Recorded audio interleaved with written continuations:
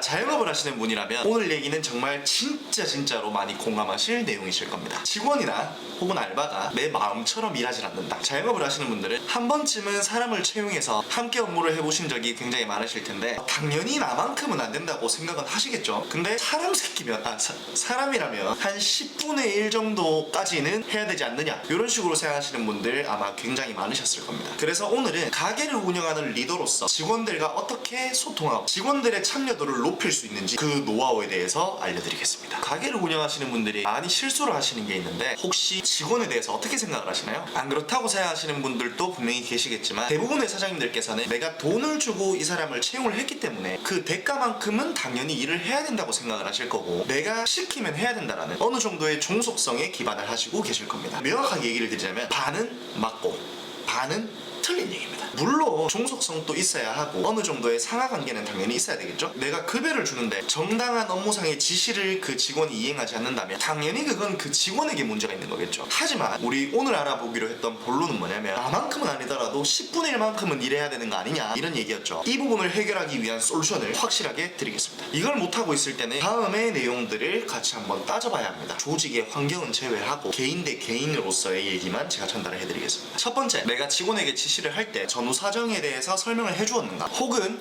그냥 이거 하라고 얘기하지 않았는가. 두 번째, 해당 업무에 대해서 세세하게 설명을 해주었는가. 세 번째, 해당 업무에 대해서 시범적으로 보여주고 일을 지시하였는가. 네 번째, 해당 직원과의 대화의 과정에서 평소 내가 일방적이지는 않는가. 다섯 번째, 할당된 업무를 지속적으로 할 수 있게끔 동기부여를 계속 해주었는가. 여섯 번째, 업무상 창의력 향상을 위한 시간을 충분히 제공하였는가. 사실 다 아시는 뻔한 얘기죠. 하지만 실제 상황에서는 여러 가지 일을 진행을 하다 보면 언급드린 내용을 빼놓고 업무할 때가 굉장히 많습니다. 6가지 사항을 시행을 했음에도 불구하고 해당 직원이 제대로 시행을 하지 않는다면 그건 2가지 중에 하나가 문제일 겁니다. 그 사람 자체의 문제인데 그걸 모르고 채용을 했던가, 나는 지켰다고 생각하지만 실제로는 지키지 않은 경우입니다. 자영업 하시는 분들이 꼭 아셔야 되는 한 가지 내용이 있는데, 혹시라도 내가 직원을 바라볼 때 사람으로 보는지 로봇으로 보는지 한번 생각해 보셔야 됩니다. 직원은 사람입니다. 사람을 움직이게 하기 위해서는 여러 가지 유인 정책들이 필요한데, 저 같은 경우에는 절대로 누락하지 않고 하는 것들이 몇 가지가 있습니다. 첫 번째는 직원들과 대화를 할 때 제가 먼저 질문을 던집니다. 항상요. 어떤 문제가 있는 사항에 일방적으로 대화하지 않고, 이런 문제가 있는데 어떤 것 때문에 그래요? 그러면 답변을 쭉 하겠죠. 두 번째, 해당 내용에 대해서 절대 반박하지 않습니다. 물론 그 내용이 틀렸다라도 말이죠. 이거는 당신이 잘못 생각하고 있는 거야 라는 식으로 얘기를 하지는 않습니다. 문제사항을 바라보는 게 아니라 핵심을 바라볼 줄 알아야 됩니다. 무슨 말인지 실제 예시를 들어서 얘기를 한번 해보겠습니다. 현재 저는 배달 대행업 사업을 하고 있고 여러 가지 팀이 있으니, 만일 영업팀에서 영업 활동을 하지 않아 업체가 확장이 되지 않고 있다라고 가정을 한번 해보겠습니다. 그럼 제가 이렇게 질문을 하겠죠. 요즘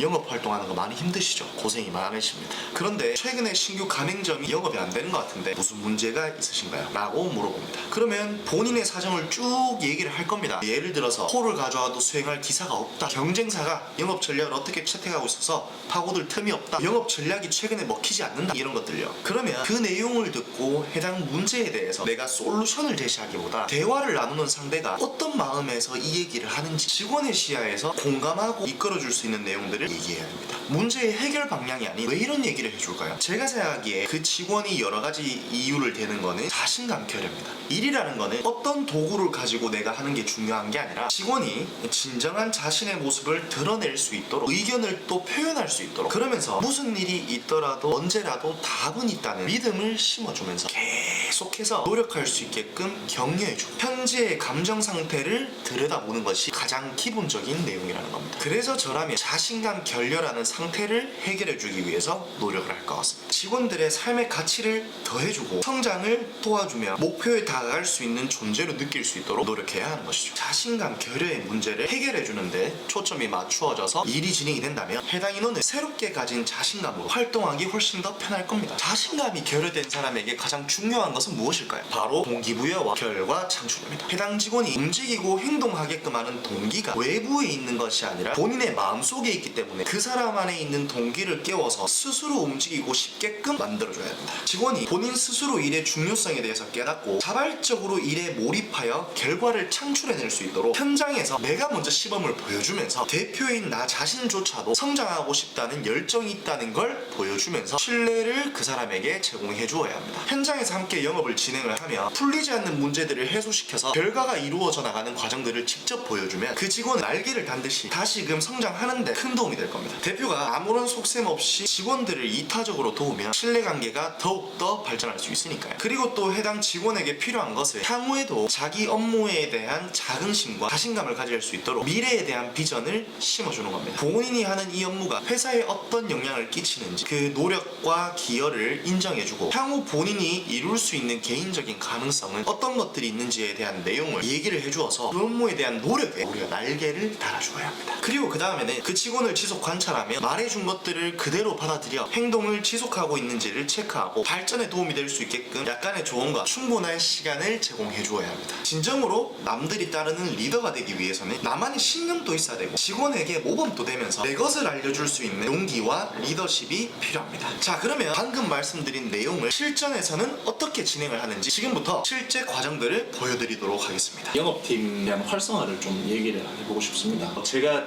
조금 질문을 드리고 싶은 것부터 좀 질문을 좀 드릴게요. 네.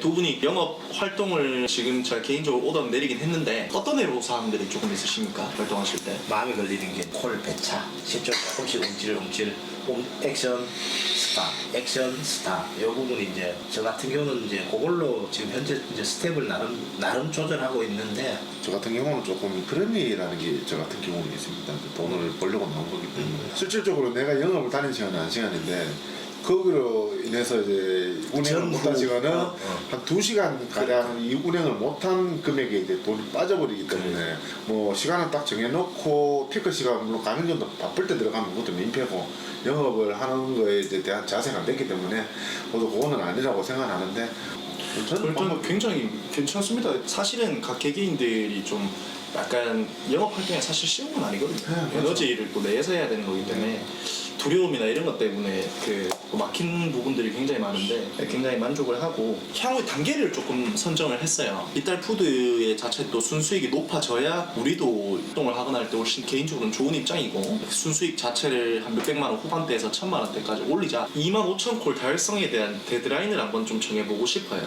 25,000원 월 기준이죠. 월 기준. 네, 8월 이전으로 저는 개인적으로 선정을 하고 싶습니다.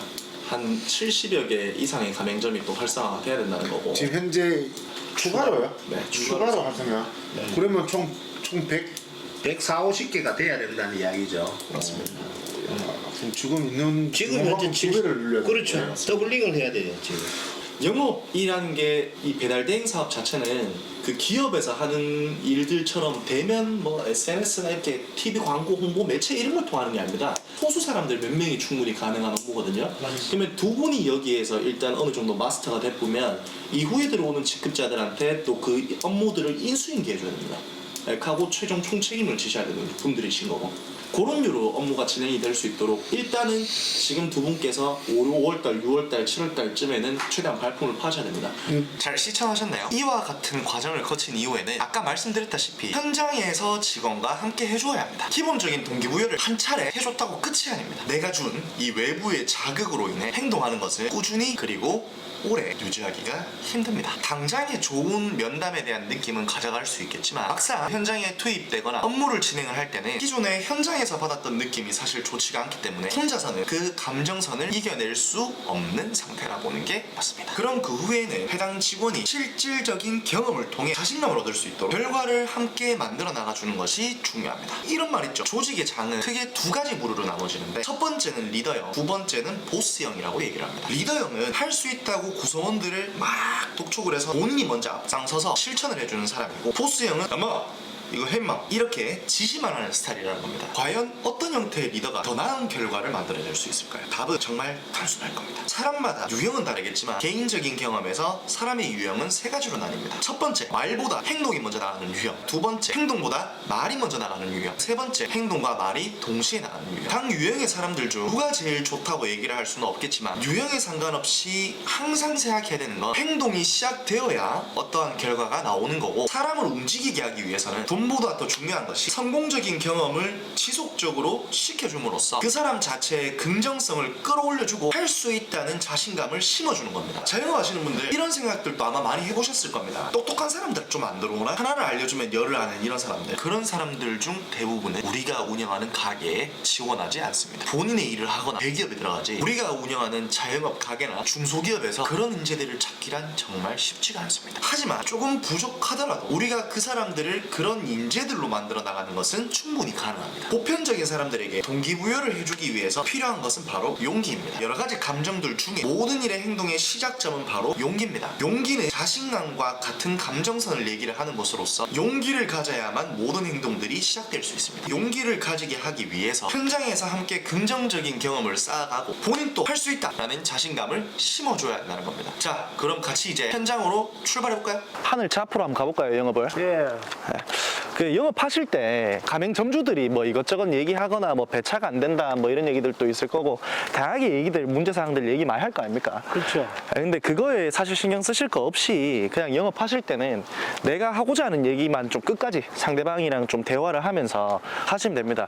일반적으로 그 영업 들어가는 입장에서는 이것저것 좀 두려움이 많아서 할 얘기들 또 못하고 나오는 경우들이 많은데, 예, 맞아요.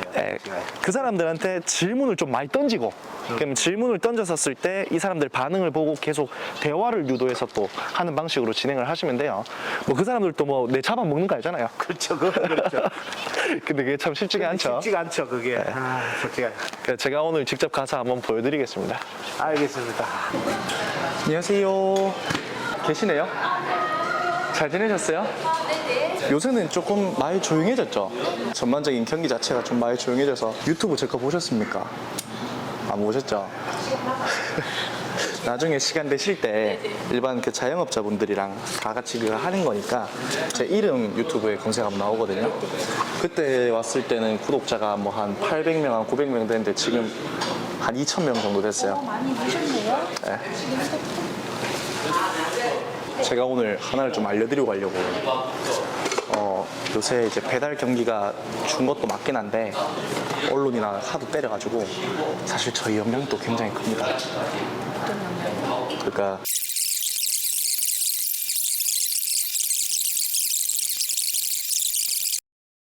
감사합니다. 수고하십시오. 오늘 같이 한번 나와보시니까 어떠셨어요? 예, 확실히 자신감이 좀 생기는 것 같네요. 어차피 그 사람들 우리 잡아먹는 거 아니니까 언제든지 간에 좀 자신감 가지시고 해당 업체 고객님들이랑 대화를 좀 많이 한번 해보시길 바랍니다. 알겠습니다. 화이팅입니다. 감사합니다. 자, 여러분 끝까지 봐주신 여러분들께 너무 감사드리고요. 이번 영상이 여러분들께 아주 큰 도움이 됐으면 좋겠습니다. 오늘 영상에 올라갔었던 내용은 직원들과의 소통을 하는 방법, 직원들의 마음을 읽어야 된다, 그 다음에 현장에서 내가 직접 시범적으로 먼저 활동을 해줘야 된다, 동기부여하는 방법 등 다양한 얘기들을 드렸었는데, 다음 4만을 제가 직접 현장에 나가서 각 소비자들과 어떻게 대화를 해서 실적을 올리는지, 나 개인의 두려움을 떨쳐내고 어떻게 하면 이 사람들과 대화를 해서 최상의 효율을 끌어내서 매출을 높일 수 있는지, 이런 마케팅에 관련된 것들을 실제 현장에서 보여드릴 수 있도록 하겠습니다.